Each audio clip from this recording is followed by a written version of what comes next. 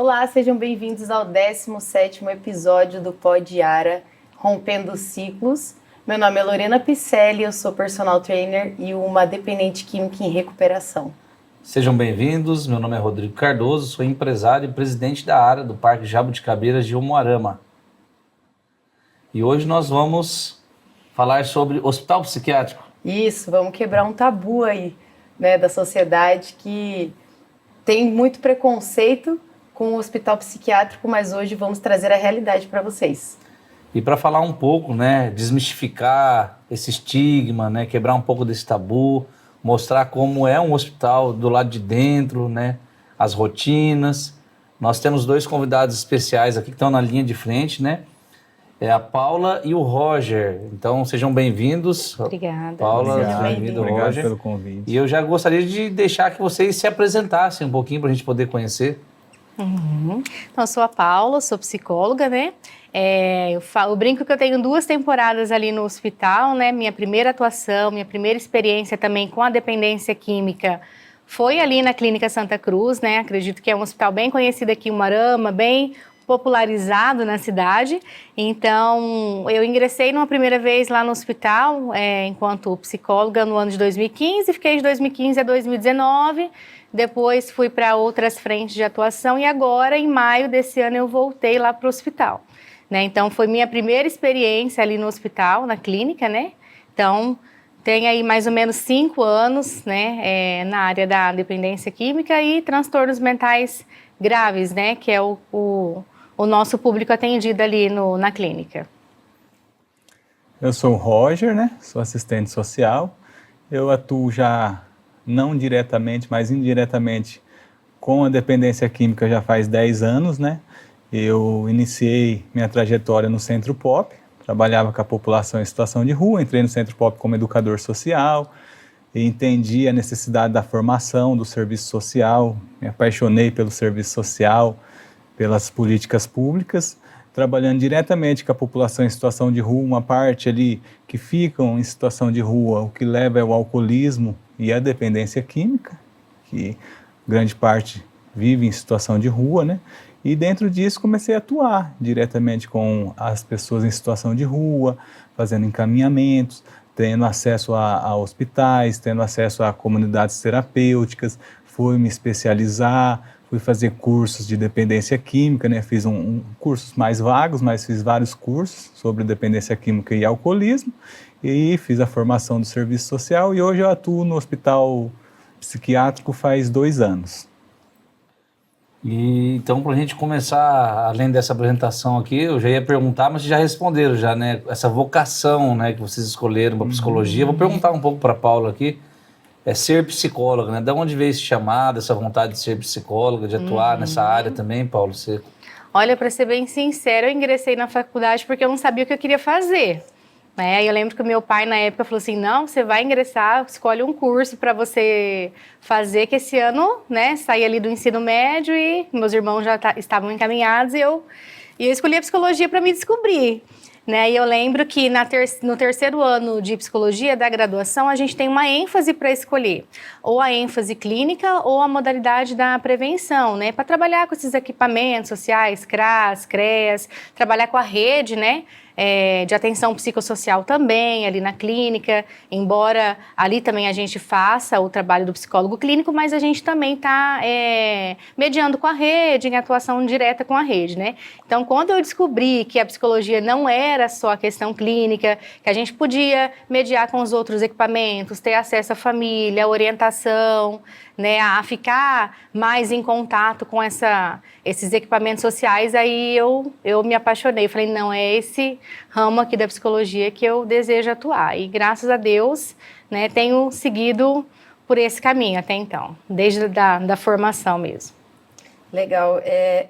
Serviu como um propósito, né? Uhum. Ela entrou como uma escolha de última hora e acabou se tornando um propósito, né? Sim. Muito legal. E Roger, e para você, como é que foi? Antes de vir para Umuarama, que eu não era daqui, né? Eu fiz radiologia Fiz um curso de radiologia, minha intenção era atuar em hospitais, né? Raio-X, tal, trabalhar nessa área. E quando eu vim para Umuarama, que eu comecei a atuar com a população em situação de rua, comecei a atuar, ver a questão da dependência química, a dificuldade da dependência química, do alcoolismo, da pessoa conseguir apoio, porque a pessoa que está em situação de rua, ela conseguir um apoio, conseguir uma rede de apoio que faça os encaminhamentos, que vai, que corra, que corre atrás, que busca, é difícil, pessoal, é difícil. Hoje em dia é muito criticado, é muito mal visto, né? E não tem um apoio, não tem um apoio. E dentro disso a gente lutou muito ali no município, conseguimos várias coisas. Você está lá no comitê, né? O comitê foi uma criação minha, aquele comitê junto com a equipe que estava na época lá, a gente criou aquele comitê para discutir isso mesmo, para discutir a questão de dependência química, alcoolismo, para ir para cima. Alguém tem que fazer alguma coisa e nesse alguém somos nós, vamos para cima e vamos fazer acontecer. E está acontecendo, né? O Rodrigo está lá, as coisas estão acontecendo, a população, não estou mais diretamente com a população em situação de rua, estou onde sempre queria estar, eu sempre falava, né? Eu ia no hospital e tal, a gente tinha bastante acesso ali no hospital pela questão da população em situação de rua, sempre estava ali e tal, tentando amenizar ali um pouco ali a questão do uso abusivo e sempre falava, né? Falava assim, eu vou trabalhar aqui. A Adriana lá, que é nossa chefa lá, sempre brincava, eu vou trabalhar aqui, Adriana.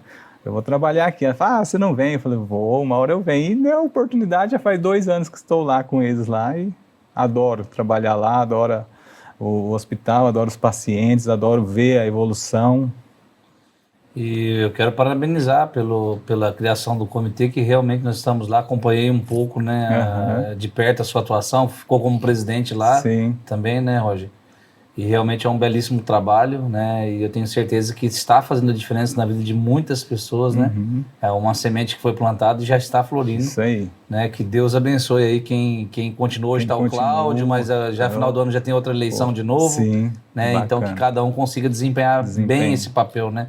Que é muito desafiador. Com certeza. Você falou aqui nos bastidores, aqui a gente batendo um papo um pouquinho antes, que não teria imaginado. Você foi se apaixonando por essa profissão no decorrer da caminhada, né? Que foi conhecendo essas situações e foi se envolvendo e foi se apaixonando e foi estudando. E que hoje você assume também como um propósito, né? Você falou que até hoje o seu próprio estilo de vida, né? Sim. Em decorrência desse amor pelo que você faz hoje.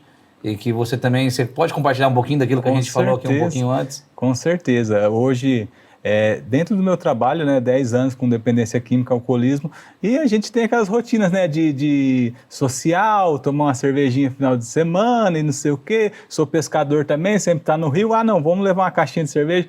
Cara, faz 1 ano que eu não bebo. Eu falei, cara, como que eu vou falar de alcoolismo? Como que eu vou falar de dependência química? E todo final de semana eu tô bebendo, tô vivendo outro propósito, né? Eu falei, não, então eu tenho que cessar, eu tenho que ser exemplo também para mim poder falar, né? Eu não posso chegar aqui de ressaca numa segunda-feira para vir falar de alcoolismo para os meus pacientes, né? Bem complexo. A gente tem que servir como um exemplo, né? Com certeza. Ainda mais que você lida de frente com esse problema, né? E quais, assim, são as maiores dificuldades, assim, que vocês encontram ali no hospital? A maior dificuldade hoje é a aceitação. A aceitação da doença, a aceitação do paciente. De que é uma doença. De que é uma doença, do paciente. Entender que ele tem uma doença, que ele precisa se tratar, que aquela doença ela não tem cura. É uma doença que ele vai ter que cuidar todos os dias. Todos os dias. Não só passar pelo hospital, só ficar ali, fazer o tratamento, a desintoxicação e estou curado. Não. É algo que tem que ser cuidado todos os dias da vida dele. Algo que a gente sempre fala nos atendimentos com o paciente, né, é que o internamento ele vai acabar, mas o acompanhamento ele não acaba. Né? Ele é para a vida toda. Né? O dependente químico que está nesse processo, ele não deixa a dependência, ele deixa o uso, né? Ele para de ser usuário, mas a dependência, ela está ali, né? Então, assim, qualquer dose, qualquer pedrinha ali que ele experimentar, vai ser uma porta de entrada, né, para uma recaída. Né? Então, a gente trabalha nesse sentido também de promover o insight nesse paciente sobre a doença, sobre o autocuidado, né? Sobre o automonitoramento também, que precisa ter, né? E fazendo isso também com as referências que o paciente tem, né? Se é com o familiar, se é com a comunidade, se é com a inserção em alguma igreja que ele já frequenta, que também é uma rede de apoio para o paciente, né? Não só os equipamentos sociais, né? Mas tudo aquilo que contribui para a melhora desse paciente, para a evolução, né? Que vem somar com ele no acompanhamento, né? Que é para a vida inteira. Sim. Você comentou ali que é uma doença, né? Então, vocês como técnicos, vocês poderiam explicar um pouquinho o que é essa doença, né? Quem que é acometido por essa doença, né? Como que as pessoas identificam se está doente ou não? Então, às vezes tem essa dúvida frequente de quem às vezes está se comportando de forma disfuncional e ele tem dificuldade de entender o que está acontecendo, né? Ali, às vezes até com quem faz o consumo, porque nem todo mundo que faz consumo é doente, né? Mas quem que adoece? Quem que é esse doente? É difícil falar, né, sobre isso, dar esse diagnóstico, né, sobre a doença, mas assim, aquele paciente que vai saindo do controle, que não tem fim, que é toma uma cerveja, não consegue ver o fim, aí já parte para outras drogas, porque eu vejo assim, não sei a Paula como que é a visão dela, mas assim, a porta de entrada para as outras drogas é o álcool. O álcool é a porta de entrada. A pessoa está no uso ali, ofereceu qualquer outra coisa, a pessoa está ali vamos dizer, está na social ali, hoje é tudo social, vamos fazer uma social, está na social ali com os amigos, né? Aí já rola uma outra coisa, já rola um pó, já rola um crack. Na verdade, eu acho que a cocaína, ela já vem logo na seguida do álcool, né? Aí o crack já é o... Porque até assim, alguns pacientes falam, não, eu só cheiro cocaína, não uso crack. Então já tem até esse preconceito dentro do tratamento. Como se um fosse melhor que o outro, menos que o outro. Né? Mas acredito também que o paciente ter esse insight de entender o uso enquanto doença para ele poder tratar. É uma doença tratável. Né, ela tem controle, a gente fala assim que é dependente, não no sentido pejorativo, de falar, não, você nunca vai sair da dependência, não é isso, é porque o paciente precisa reconhecer que é uma fraqueza, né, algo que eu trabalho muito nos meus atendimentos lá no hospital é que fraqueza a gente não enfrenta, a gente corre. Né? Então, assim, eu tenho as minhas fraquezas, vocês têm a de vocês, o Roger tem a dele. Então, assim, a gente sabe, né, que aquilo, né, vai influenciar diretamente o nosso comportamento, a gente não vai conseguir ter controle sobre aquilo, né? Cada um tem essa área na vida de fraqueza, né, de ceder a algum desejo, né? E a gente sabe que ceder ao desejo da dependência traz outras consequências também, né? Então, tem muitos pacientes lá que a gente estava comentando aqui, né? Que dificilmente tem um CID, né? Um diagnóstico ali somente de dependência química, né? Associado também a outros transtornos psicológicos, outras doenças mentais mais severas, porque o paciente vai adquirindo isso também, né, com a dependência química, que tem aquela predisposição a determinada doença, determinado transtorno e começa com o uso e se potencializa.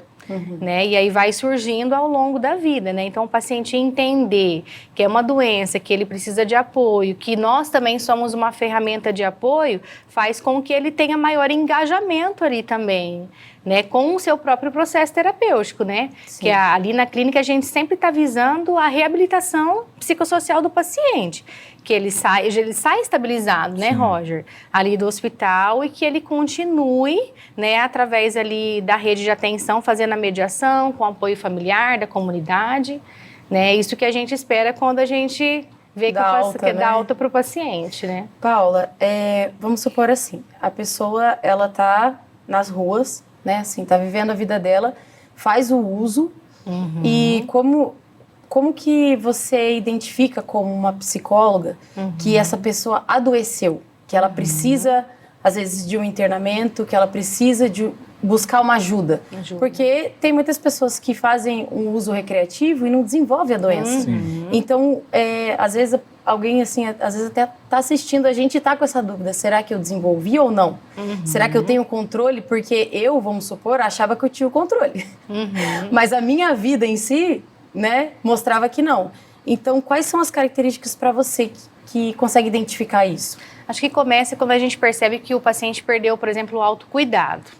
né? Então, muitos pacientes lá chegam para nós com a higiene bem precária, com baixo peso. É até muito satisfatório para a gente ver que depois de 20 dias esse paciente ganhou peso, né? Porque estava na rua usando cocaína, usando crack, eles ficam no uso o dia todo. Às vezes ali nas próprias imediações ali do hospital, fazendo uso, a gente vê, a gente identifica, nossa, era nosso paciente, hoje está nas ruas, né? A dependência já tomou conta. E prejuízo, né? Na vida, no autocuidado, na autonomia, na cognição, né? O paciente chega lá também com um quadro de confusão mental, estabiliza. E para nós isso é muito satisfatório de ver, né, Roger? Porque assim, passa 3 semanas, 30 dias, né? Não é uma regra, mas 30 dias, 40 dias, às vezes um paciente tem um processo um pouco maior, né? Mas quando isso traz prejuízo para o paciente, aí a gente pode identificar, não, esse paciente, ele... né, está doente, adoeceu por conta da dependência e precisa de cuidados. Até da parte nutricional a gente faz essa tratativa ali no hospital, né? Porque chega numa situação que realmente demanda um cuidado total, né? Né? Um cuidado que a gente fala de todas completo, as áreas, né? Sim. Completo. Sim.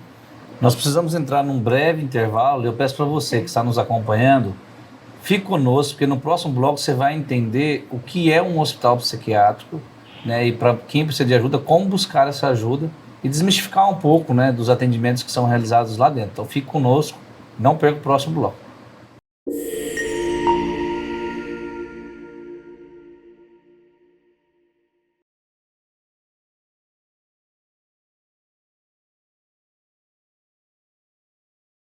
Existe quem sonha e existe quem faz o sonho acontecer. São essas pessoas que movem o mundo. Na Unipar, aprender é viver experiências reais, transformar ideia em ação, conhecimento em mudança, propósito e impacto. Aqui a formação vai além do conteúdo, transformando vidas, comunidades e carreiras, algo que só uma universidade de verdade pode oferecer. E o reconhecimento que só uma instituição com alto índice de empregabilidade pode ter. Porque a vida real exige preparo. E na Unipar, o caminho é a formação. Vestibular Unipar 2026. O saber te transforma. TV UP ensina e você aprende. Quanto é 25% de 80? A, 15, B, 30, C, 25, D, 20. Agora, pense um pouco. Você sabe qual é a resposta correta dessa pergunta? A resposta correta é a alternativa D, 20. Porque 25% corresponde à quarta parte. TV UP e Fundação Cândido Garcia. Vamos aprender juntos.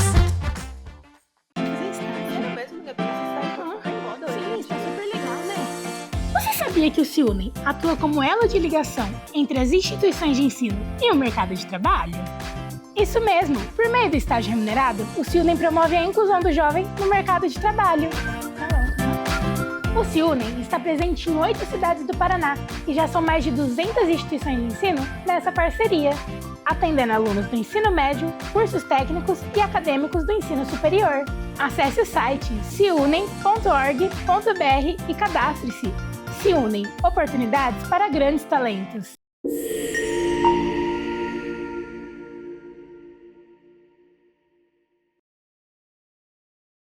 Estamos de volta no nosso segundo bloco e agora, Paula e Roger, falem para nós. O hospital psiquiátrico é para louco? É somente para louco?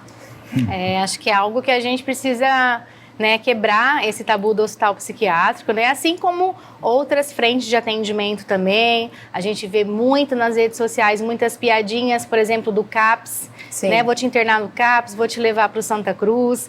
Eu estava falando aqui nos bastidores, né, que eu sou nascida e criada aqui em Umuarama. E desde criança, né, o hospital tem quanto tempo, Roger? 53 anos. 53 anos. E desde a minha infância a gente ouve essas piadinhas, né? Olha, eu vou te internar lá no Santa Cruz. Né? Você está ficando doida, você está variando. Né? Então a gente ouve essa estigmatização do hospital, né? E o hospital psiquiátrico é para aquele paciente que precisa de ajuda. né, que tem às vezes um diagnóstico, né, um transtorno mental grave. Então acho que é preciso a gente falar também que o hospital psiquiátrico, o paciente ele vai para esse processo de internamento, né, que já é uma medida mais extrema quando a rede ali ambulatorial falhou. Né? Então, assim, a gente faz toda essa anamnese com o paciente, né? Se ele frequenta algum equipamento social, qual que foi a falha que aconteceu ali, para depois esse paciente ser internado. Então, o internamento psiquiátrico, ele é a última instância. Sim. Né? Alta complexidade dentro da assistência social. Né? Então, assim, o hospital é para aquele paciente que precisa estabilizar, precisa de um cuidado mais intensivo, né? Para que ele consiga ter um quadro mais estável para poder retornar para a sua comunidade, né? Para casa, né? E ser atendido também pela rede de atenção psicossocial. Mas não é para louco. Uma pergunta que eu acredito que muitas pessoas têm essa dúvida e é um momento pertinente para a gente esclarecer, né? É de alta complexibilidade, né? O internamento de saúde mental. Existem várias comorbidades, mas qual é a maioria das comorbidades? Quem está lá, ele está por... Qual é a maior parte das pessoas hoje que... Vamos falar aqui de Umuarama hoje, que se encontra lá no hospital. Qual é a comorbidade, assim, predominante que essas pessoas têm, né? São pessoas que fazem uso de drogas? São outras coisas? A gente até estava em reunião lá, né, com o nosso diretor clínico, né, Dr. Bianco. Um abraço, doutor. Mandar um abraço, doutor. E a gente estava até fazendo essa análise lá, né, no hospital, que antigamente tinham muitos internamentos por questões de transtornos mentais. E hoje, né, a maioria dos nossos internamentos é por dependência química, né, Roger? Sim. E hoje, qual é a quantidade de pessoas hoje que estão internadas lá? É só homens? Tem mulher? Como que é? São 100 homens. Temos 2 alas, 100 leitos, né? E 56 mulheres. 59 mulheres, né? 59 mulheres, aí 6 leitos destinados para adolescentes, né? Isso. Adolescentes daí só do sexo feminino. Então hoje lá tem espaço tanto masculino quanto feminino e tem um leito específico para adolescentes. Esses adolescentes que estão lá, qual que é a situação hoje, assim, de uma forma geral?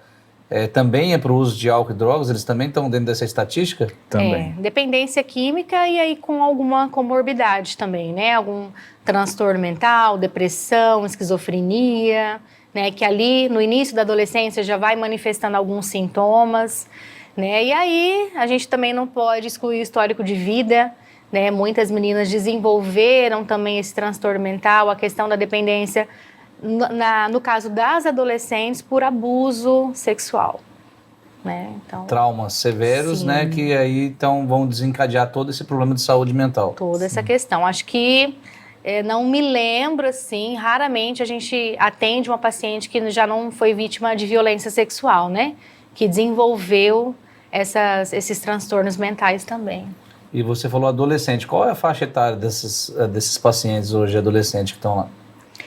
Nós já tivemos internamentos ali, né, via Ministério Público, né, atendemos, né, adolescentes com 13 anos, mas geralmente de 14 a 17 anos. Mas lembrando, né, pessoal, que realmente é quando não tem possibilidade dessa paciente, né, dessa adolescente ser assistida na modalidade ambulatorial, que outro serviço. Sempre vai ser a prioridade, vai ser a modalidade ambulatorial, né? Só vai inserida para o internamento mesmo quando há falha, quando não há essa possibilidade. Paula, e quais são esses tratamentos ambulatoriais? Vocês fazem ali, vocês fornecem ou vocês orientam, indicam algum... Pode falar, pode ficar à vontade. A gente se complementa. Tá bom. O tratamento ambulatorial seria os CAPs, né? Tá. CAPS-I, que é CAP infantil. Não temos aqui no município, mas a maioria das nossas pacientes que adolescentes é de outros municípios. Elas vêm através da central de leitos, né? Depois a gente vai falar sobre a central de leitos ainda, né? Mas vários municípios têm o CAPS-I, então seria feito lá esse tratamento, né? Tá. Às vezes tem alguns pacientes, principalmente adolescentes, que estão na casa lar, aí encaminha ali para os CAPs, faz o tratamento, as terapias lá durante o dia e retorna para casa lar. Casa lar. É, E aí, para adulto, seria o CAPS também? CAPs também. CAPS AD, CAPS 2, né? O CAPS 2 é específico para transtorno mental. Então, quando o paciente ele tem o diagnóstico de transtorno mental e dependência química, daí é o CAPS AD que vai prestar esse atendimento. Né? A dificuldade da nossa região aqui no nosso município contempla o CAPS 2 e o CAPS AD. Temos demanda para CAPS I, mas ainda não temos o equipamento, né? Então, aí a rede de psicossocial do município se encarrega de inserir esse paciente dentro do que o município oferece, né? Consultas periódicas com o médico psiquiatra para a questão da medicação, o psicólogo da unidade básica de saúde, né? Então, é inserido Isso tudo ambulatorial. Ambulatorial. Ah, tá. Né? Então, Ambulatorial, vocês fazem essa primeira abordagem. a modalidade ambulatorial, quando o paciente, né, ele faz o tratamento, né, ali no equipamento social, participa das atividades, das consultas, do acompanhamento e vai para casa. Né, o nosso internamento ali, o paciente não vai para casa, né, fica ali internado por algum determinado período, né, de acordo com a nossa avaliação ali mesmo. E aí não deu certo, vamos supor, né, essa modalidade de casa, aí é orientado para o internamento. Às vezes a própria família, né? O próprio médico também do CAPS, ele faz o encaminhamento. Ele nota ali que não está tendo acesso, que não está tendo adesão, né? Ele faz o encaminhamento daí para o hospital. Tá. E vamos supor, a pessoa ela vai internada. Como que funciona o tratamento lá? No nosso caso, a gente fala sobre a dependência química, né? Eu sei que fica as outras comorbidades também ficam junto, e isso, assim, gente, nas comunidades também, tá? Então, assim, às vezes a gente acha que isso acontece só no hospital psiquiátrico. Não, nas comunidades também tem pessoas que têm outras comorbidades e a gente fica todo mundo junto.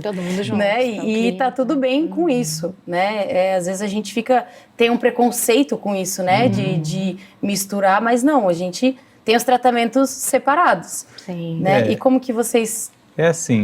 o hospital ele é dividido por alas, né? E cada ala tem os quartos, que daí tem os leitos. Cada leito, acho que tem quartos com 8 leitos, tem quartos com 4 leitos. Esse junto ali é nos corredores só, assim, né? Mas daí tem os quartos, aí cada paciente fica no seu quarto, cada paciente fica com... não sei se faz... Tem a sua individualidade no coletivo, né? No coletivo respeitada. É um exemplo, assim, quando a gente vai no hospital clínico geral, lá a gente fica no quarto ali, né, e tal, você tem a sua comorbidade, eu tenho a minha, eu vou fazer meu tratamento, você vai fazer o seu, a gente vai se cruzar nos corredores ali, é mais ou menos nesse sentido, né? E é importante frisar também que nós somos um hospital 100% SUS, né? Então, assim, seria o ideal. Só que hoje em dia também, né, Roger, a gente estava até comentando sobre isso, é difícil um paciente, por exemplo, que tenha só o diagnóstico ali de dependência química. Sim. Né? Então, acaba ali se fundindo também, né? Tem paciente também, né? Que também só está lá por transtorno mental, né? Sim. Mais severo, que daí é o regime de internamento, mas realmente essa divisão a gente não tem, mas é como o Roger falou, né? Cada um tem o seu canto, os atendimentos são individualizados, né? Quando a gente faz os grupos terapêuticos, os grupos operativos, daí a gente procura dar uma separada, né? Porque os assuntos também vão ser diferentes, né? O lugar de fala, né, desses pacientes vão ser diversos, né? Daí a gente procura fazer separado, né, para que a gente consiga ter um melhor aproveitamento mesmo do grupo ali, né? Sim. Nós vemos ali que a questão sobre os transtornos, né? Pacientes, a gente acompanha no dia a dia e também através de muito estudo que a gente busca, a gente lê, né, que são publicados, inclusive por médicos que são referências hoje no Brasil e até fora do Brasil. A gente vê um tema hoje sobre a cannabis, né, o uso fitoterápico. E muitos estudos já publicados de pessoas sérias, né, comprometidas com a saúde mental, vão mostrar que o uso da cannabis, principalmente de forma precoce, né, antes dos 25 anos de idade, desenvolve a esquizofrenia, né, ou a pessoa já tem a esquizofrenia ali, já no DNA, ela já é genética, e ela usa a cannabis e ela é como um gatilho para ativar essa doença, né? E você poderia falar um pouquinho, você que está na linha de frente ali, vocês dois, o que é a esquizofrenia e se isso tem uma relação mesmo ou não com o uso de droga? As pessoas às vezes têm já outras comorbidades, mas ou às vezes ela usou droga e desenvolveu a comorbidade, outras comorbidades também, né? A gente fala assim, que tem pacientes que têm predisposição, né, para a esquizofrenia, principalmente por um fator genético ali. Tem alguns estudos também que revelam que não somente quem tem diagnóstico de esquizofrenia propriamente dita na família, mas depressão, outras condições de transtorno mental, né? E aí no uso das substâncias ali psicoativas, né, das drogas, acaba potencializando é um disparador para a doença vir à tona, né, para o transtorno vir à tona. Então assim, a gente sabe que tem bastante produção ali, né, do meio científico que fala sobre o uso da cannabis, mas a nossa realidade ali que a gente tem visto no hospital, né, são pacientes bem novos já desenvolvendo a esquizofrenia, né, que é marcada ali por delírios persecutórios, alucinações auditivas, visuais, né? Eu me lembro de um paciente que me impressionou bastante. Ele tinha 18 anos e ele já estava num quadro de confusão mental, já tinha desenvolvido, né, um transtorno ali psicótico não posso afirmar, mas era um paciente que estava muito inserido na questão da dependência química, fumando bastante crack, cocaína, e um menino tão novo, né, já estava assim com bastante prejuízo cognitivo, num quadro de confusão mental muito avançado para a idade dele, apenas 18 anos, né? Então, na nossa realidade ali, por mais que às vezes a gente veja essa produção falando que não é exatamente isso que acontece, ali a gente tem outra vivência, né, Roger? A gente realmente vê as coisas acontecendo e as pessoas sendo cada vez mais comprometidas, né, nas funções cognitivas, comportamentais, né, perdendo a funcionalidade de alguns comandos, alguns comportamentos, né? Então é isso que a gente vê no hospital. É muito forte isso, porque as pessoas hoje, a sociedade, ela relativiza, né, esse tema, né, tanto o álcool, né, quanto a cannabis, que são dois assuntos que estão bem altos. O álcool já está bem mais ainda avançado, porque ele é uma droga lícita, né? Sim. E a cannabis, então, essas bandeiras, porque a gente vê que a cannabis hoje ela tem o óleo, né? E ela tem, quando faz a extração do óleo por um laboratório credenciado, né, onde tira todo o efeito do THC, que é o efeito alucinógeno, onde não traz prejuízo, ele tem um efeito muito produtivo, né, em diversas comorbidades, né? Tanto Parkinson, quanto a gente vê lá a questão até de espectro autista, né, Alzheimer. Só que as pessoas estão hoje levantando bandeiras hoje sociais e trazendo a extração em laboratórios que nem são credenciados e nem conseguem fazer a dispersão, né, da substância. E elas têm causado prejuízo, né? E sem contar as pessoas que estão fazendo uso fitoterápico, né?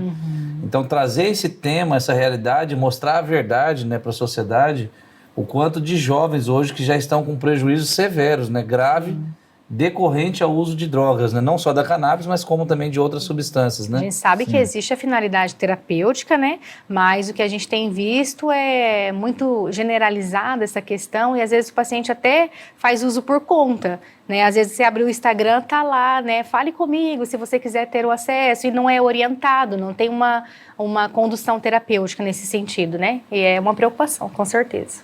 Eu acho que, na verdade, é uma desculpa para continuar usando, né? Porque já que tem esse motivo, então falar, não, é terapêutico. É terapêutico. Tá, mas quem que te direcionou, quem que te orientou, quem que te examinou, não é verdade? Porque eu lembro que no meu primeiro internamento, foi internado um rapaz e ele só tinha feito uso de cannabis. Ele nunca tinha usado nenhum outro tipo de droga. E ele, assim, viajava, sabe? Ele já estava comprometido, assim, mas muito sério mesmo, numa psicose, sabe? Ele achava que tinha pessoas vindo atrás dele. Então, assim, ele desenvolveu essa psicose através da cannabis, né? Então, assim, a gente vê na prática que a teoria é outra, né? Sim. E, assim... então a gente está falando sobre o internamento e eu queria também saber, porque lá vocês recebem o internamento involuntário. Sim. Como que funciona o internamento involuntário? O internamento involuntário, geralmente, ele é um pedido da família, né, via Ministério Público, que também precisa ser acompanhado pelo hospital, né? Então, quando é involuntário, a gente precisa emitir também os relatórios, né? E durante esse período de internamento, o paciente é atendido, a gente, como estava dizendo, né, a gente promove esse insight para o paciente entender que precisa tratar, que precisa aderir, mesmo que não seja na clínica, mas na rede de atenção, se não for o desejo dele permanecer no internamento, né, e também prestando esse apoio, essa orientação familiar, né, mas aí também existe essa modalidade de internamento involuntário que independe da vontade do paciente. E funciona? Não muito, assim, para ser sincera, né? Porque a gente fala que para a gente trabalhar com o outro, a gente tem que partir do princípio que ele de um querer, né? Ele tem que querer, né, ter essa ajuda, ele tem que querer parar com o uso das substâncias, né? Então é mais complicado, né? Mas às vezes também existe esse internamento involuntário até para salvar a vida do paciente. Sim, com certeza. Que já está no uso extremo, já é um paciente crônico, que às vezes, assim, se não estabilizar, por exemplo, essa questão nutricional que a gente estava falando, que chega com muito baixo peso, né, até para salvar a vida do paciente, esse internamento involuntário. Então, quando fala involuntário, a gente acha que o paciente fica lá amarrado, babando, então, trancado, você vai ficar aí contra a sua vontade. Não é bem assim. Tem todo um acompanhamento, a gente também precisa prestar esclarecimentos e informações para a Secretaria de Saúde, né, que é o órgão a qual nós respondemos. Então, existe um acompanhamento, né, não é esse imaginário da força, né. E uma equipe, né? Então, temos nós, né, equipe multiprofissional para atender esse paciente, né. Quem que faz parte da equipe hoje? Dessa equipe multidisciplinar? Vai falar, Roger. Deixa o Roger falar. Nós temos 4 psiquiatras, temos um clínico geral, 2 psicólogas, 3 assistentes sociais, temos a terapia... 4 enfermeiras, técnica de enfermagem, são bastante, não vou saber especificar. Sei, mas é bastante técnicos de enfermagem. Tem a terapia ocupacional. Né? E algo que não é exigido até da Secretaria, mas o hospital colocou à disposição lá das nossas adolescentes, nós também temos uma pedagoga. Né, que auxilia as meninas ali nessa questão pedagógica. Então, o município, que elas muitas vezes estão matriculadas, trazem um material para a pedagoga poder trabalhar com as pacientes em internamento, as adolescentes, né? Então, que elas ainda estão em idade escolar. Um serviço muito amplo, né? Complexo, né? E completo também ao mesmo tempo. Então, isso é muito importante, a vinda de vocês aqui, para a gente ir esclarecendo. Então, para quem vai ficar para o último bloco, é tão difícil que a gente tem que interromper nos comerciais, você vai descobrir, então, como você busca essa ajuda, né? Para quem é indicado, como que você tem acesso a essa ajuda, quanto que custa, de graça, custa. Então, fique conosco, que nós vamos conseguir responder isso no próximo bloco para você.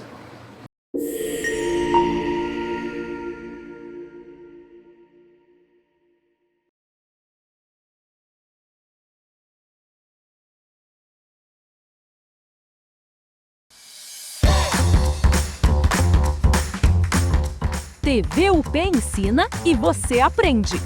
Qual gás é consumido na fotossíntese? A. Oxigênio.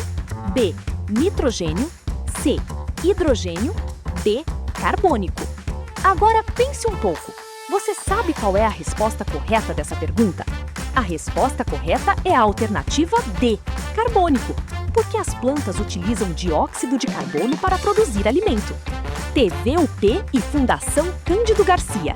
Vamos aprender juntos!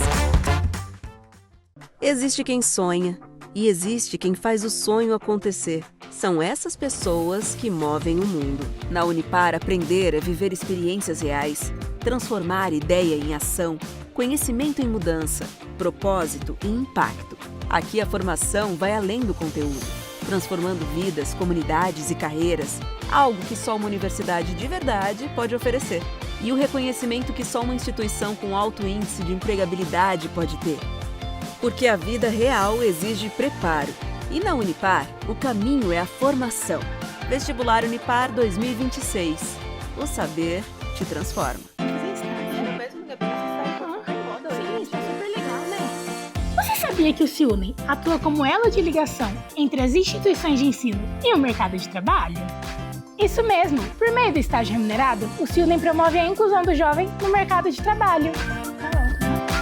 O CIUNEM está presente em 8 cidades do Paraná e já são mais de 200 instituições de ensino nessa parceria, atendendo alunos do ensino médio, cursos técnicos e acadêmicos do ensino superior. Acesse o site ciunem.org.br e cadastre-se. CIUNEM, oportunidades para grandes talentos.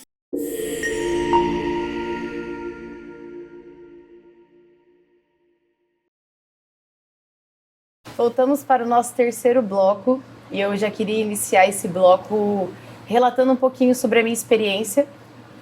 Eu tive 2 internamentos, para quem não sabe, aos 17 e aos 27 anos, e eu fui internada involuntariamente. Então, assim, tem casos que podem dar certo. Né? Eu digo assim que foi muito difícil a minha aceitação, mas algo espiritual, na verdade, aconteceu, né? Eu não atrelo isso a mim, mas a Deus. E eu senti um convencimento de me tratar. Então, às vezes você que tá com essa dificuldade, tá com o seu parente, o seu ente, você tá vendo ele morrer, né? Porque a gente falou sobre isso. A dependência química, ela caminha para a morte. Não tem outra, né? Ou ela vai desenvolver uma doença, ela vai acabar ou morrendo, ou alguém matando, vai acontecer. Então, se ela caminha para aquilo, você está vendo seu ente morrer, é muito melhor você internar ele involuntariamente do que realmente lavar as mãos, né? Então, assim, eu sou dessa opinião, tá? Essa é a minha humilde opinião, eu tive que expor porque do jeito que foi feito comigo deu certo e tem dado certo, tá? Então, às vezes, pode ser uma escolha. Deve ser muito difícil para a família, sim, mas é uma escolha. Uma escolha que salva vidas, né? Salva e nós vamos vida. ter duas vertentes. A do paciente, né, que ele precisa muitas vezes interromper o uso dele, sim, e é um mecanismo necessário ser feito um internamento. E também da família, porque também esse paciente ele se torna uma ameaça. Né? A gravidade do transtorno mental também se torna uma ameaça, né? Então a gente acompanha, se vocês estão na linha de frente, a necessidade de estabilizar, preservando a própria vida do paciente, como também de quem ele convive, né? E a pergunta que eu já queria fazer nesse bloco é, para quem que é indicado esse tratamento? A gente falou um pouquinho do outro, mas quais são as modalidades de internamento hoje do hospital aqui do Santa Cruz de Moarama e como as pessoas têm acesso a esse internamento? Hoje no Paraná nós temos 8 hospitais psiquiátricos, se eu não me engano é 8, tá? E todos eles são regulados por Curitiba, né? Através da central de leitos. Qualquer um do Paraná pode estar procurando o seu município de origem, vendo que o seu familiar ou o próprio paciente sentindo o desejo do tratamento, do internamento, pode procurar ou uma unidade de saúde, ou aqui em Moarama é pelo pronto atendimento. Faz o cadastro no pronto atendimento, faz a regulação por Curitiba, né? Tem 2 assistentes sociais lá no pronto atendimento que faz esse cadastro e daí esse cadastro vai para Curitiba. Esse cadastro ele é alimentado todos os dias. Todos os dias elas têm que... eu esqueci o nome que elas usam, o nome técnico lá que elas usam, mas elas alimentam esse cadastro todos os dias, falando como que está esse paciente, como que passou o final de semana, né? Desse paciente, e Curitiba faz a regulação, ou vem para Umuarama, ou vai para Jandai, ou vai para Luanda, ou vai para Piraquara. Mas onde assim, tiver o onde leito tiver disponível, o leito. né? Então não necessariamente um paciente de Umuarama, se ele procurar lá o PA, ele percebeu que ele não está bem, ou até a própria família, percebendo esse comportamento disfuncional. Então ele vem esse desejo, esse anseio de buscar essa ajuda, né? Sim. Aí ele vai no pronto atendimento aqui em Umuarama, ele vai para a central de leitos. Não quer dizer que ele vai para o Hospital Santa Cruz, ele vai para qualquer hospital que tenha vaga. Hospital que tenha vaga. Vai passar por uma triagem lá também, né, na unidade básica de saúde ou no pronto atendimento, vai ser ouvido, todos esses documentos também vêm da central, né, o que foi atendido, como que o paciente estava, se ele estava representando risco para ele ou para terceiros, né, como é que estava ali o quadro, né, mental, outras comorbidades também é relatado, né, mas a família, a via de regra é procurar o PA ou a unidade básica de saúde para requerer esse internamento. Alguns municípios também o CAPS, daí o CAPS, também faz. E é porque pela uma experiência que a gente tem, inclusive quero agradecer as assistentes sociais do PA aqui de Umuarama, né, que sempre atendeu muito bem a gente também lá. Michele e Ludmila. Parabéns pelo atendimento, né? Porque igual vocês são pessoas vocacionadas, né, que amam o que faz e faz com amor, né? Não faz mecanicamente, né?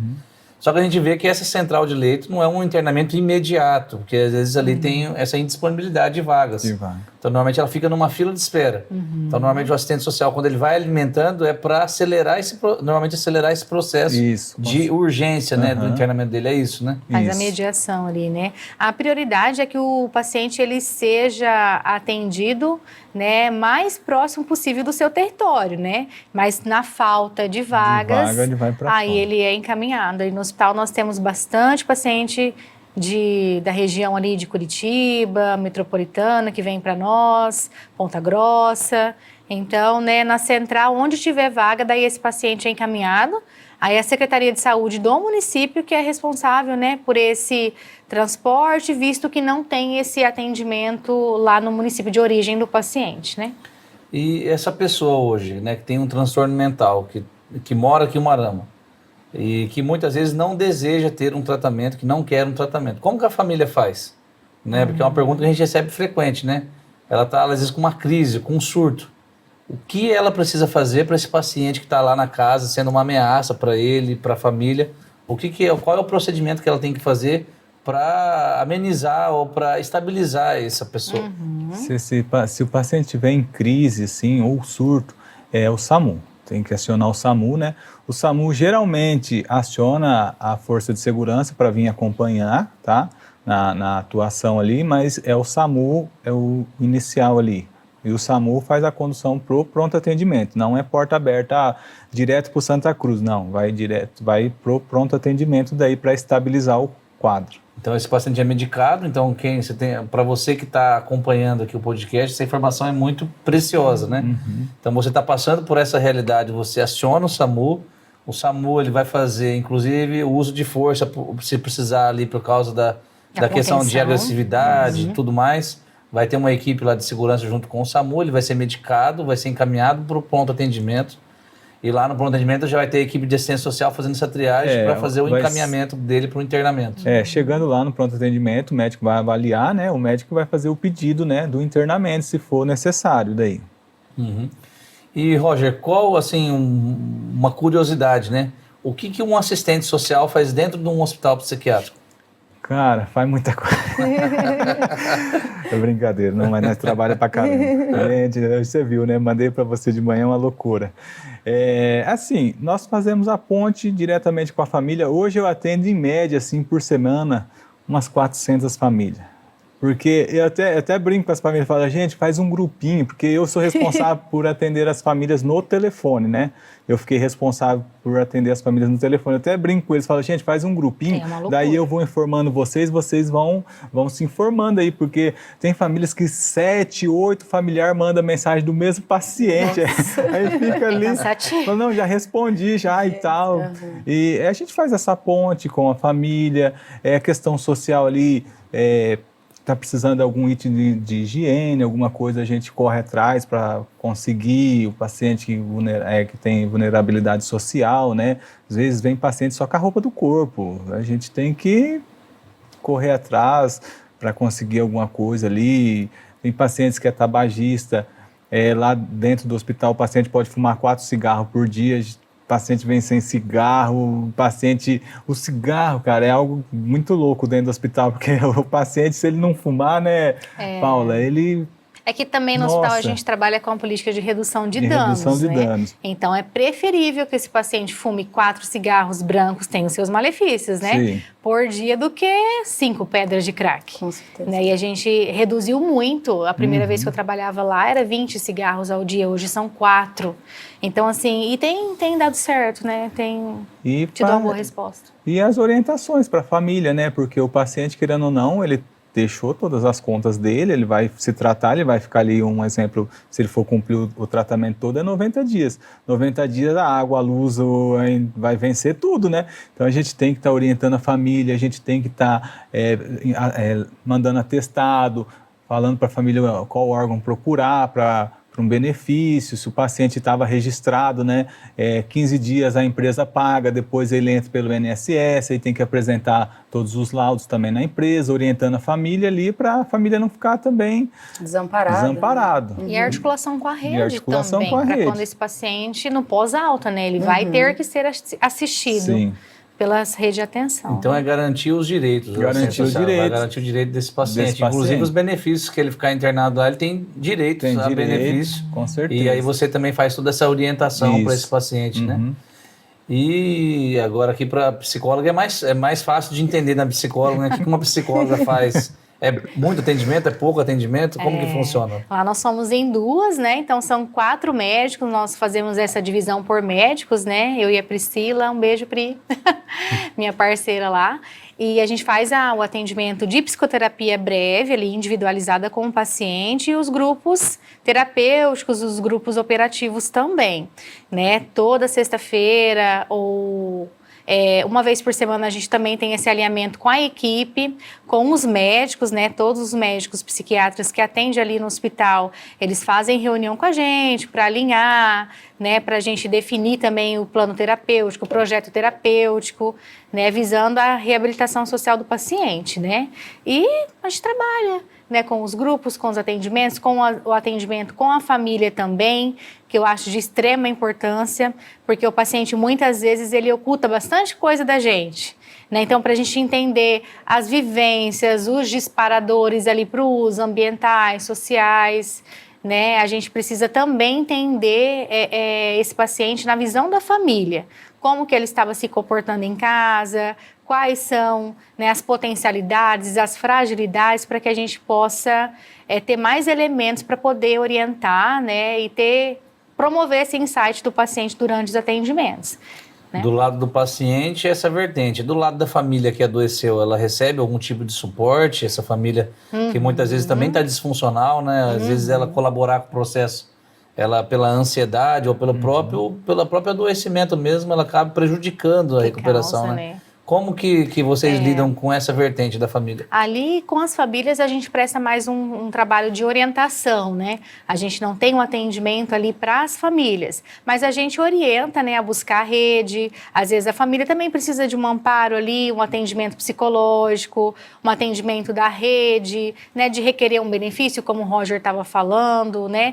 De direitos violados também, alguma situação que o paciente se colocou a família nessa situação, né? Tem pacientes que chegam para nós, a família relata que para manter a dependência fez empréstimo, né, no nome da família, da avó, do pai, da mãe. Essa família muitas vezes está endividada, né? Então a gente sabe que tem toda essa questão ali que a família está segurando as pontas também, né? E a própria questão que a família também se cansa. A gente fala isso para os pacientes, as famílias se cansam, as famílias muitas vezes estão a ponto de desistir do paciente, mas não desistem porque ama, porque quer acolher, ainda estão ali pelo paciente, né? Então a gente faz esse trabalho com as famílias, orientando também como se dá o processo de internamento, qual que vai ser a resposta desse paciente, né? Nos primeiros 15, 20 dias, às vezes a família acha que o paciente está muito medicado, mas não é, o paciente está em processo de adaptação à medicação, né? Todos nós somos assim. Então, a gente senta, orienta. Toda quarta-feira tem visita lá no hospital e toda a equipe técnica está lá à disposição da família. A gente atende depois da visita, orienta, acolhe também essa família, né? Ouve, porque às vezes é só o momento ali de prestar uma escuta ativa, uma escuta com atenção, que é tudo que a família precisa, né? Ter o seu sentimento validado também, né? Acho que é esse o trabalho também que a gente presta ali enquanto assistência para a família, né? E vamos supor, se tiver algum familiar que queira conhecer o hospital, tem essa possibilidade de visita, de conhecer a equipe, né? Vocês, conhecer lá dentro, como é que funciona? No hospital. Daí a gente vai conversar com esse familiar, né? Porque a gente também tem que resguardar o sigilo dos pacientes que estão lá, né? Mas, assim, trabalhos voluntários, trabalhos que venham somar ali com a nossa conduta terapêutica, a gente sempre está de porta aberta ali para conhecer, mas se quiser ir lá, bater um papo, saber como é que é o funcionamento da clínica, pode procurar qualquer um da equipe técnica lá, que nós vamos estar à disposição para acolher, para orientar e para falar de fato como é que funciona, né, o acompanhamento ali do hospital. Sim. Inclusive o ARA, né, mensalmente está lá no hospital, né, acompanhando, então a gente parabeniza o trabalho que está sendo feito, né? E hoje foi muito importante ter esse bate-papo aqui justamente para quebrar um pouco desse preconceito que existe ainda, que é muito grande, que as pessoas elas não conhecem e criticam. Né? Então conhecer. é uma oportunidade de apresentar da forma correta, né?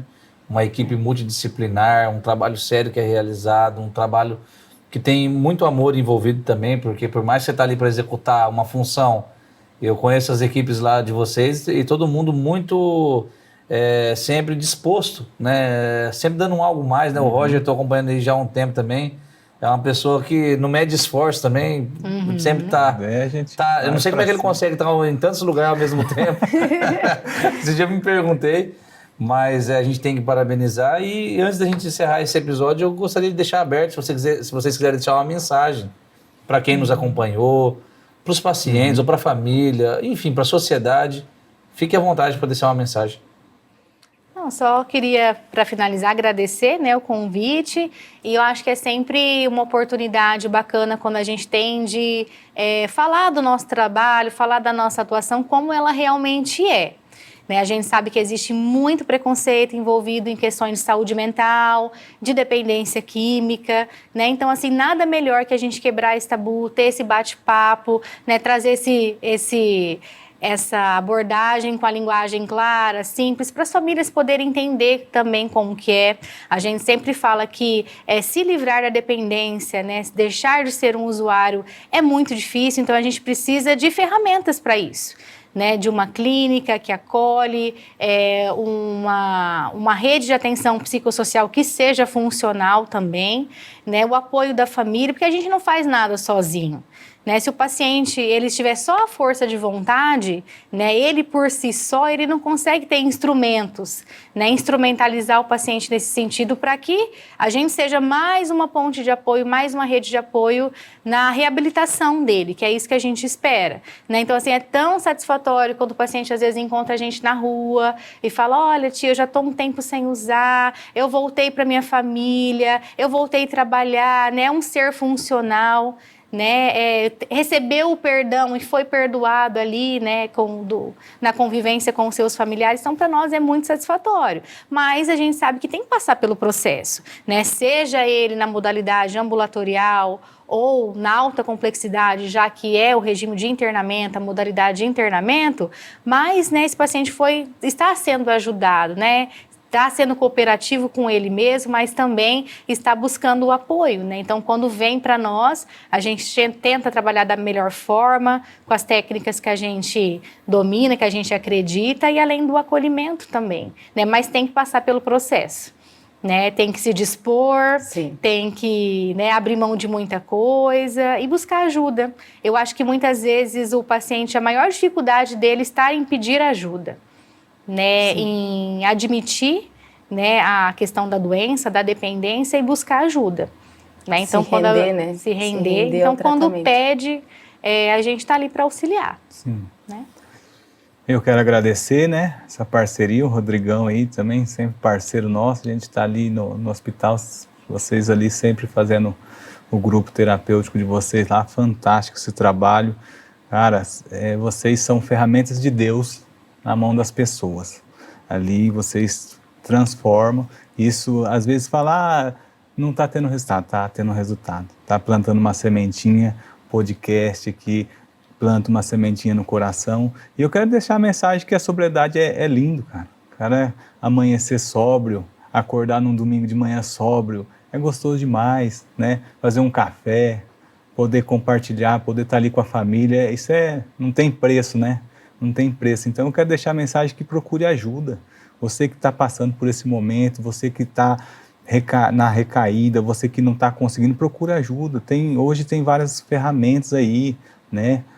Quebrar esse tabu de não consigo, consegue. É difícil, mas consegue. Vai, pede ajuda, procura o ARA, procura o hospital. Pode ir lá no hospital, a gente vai orientar.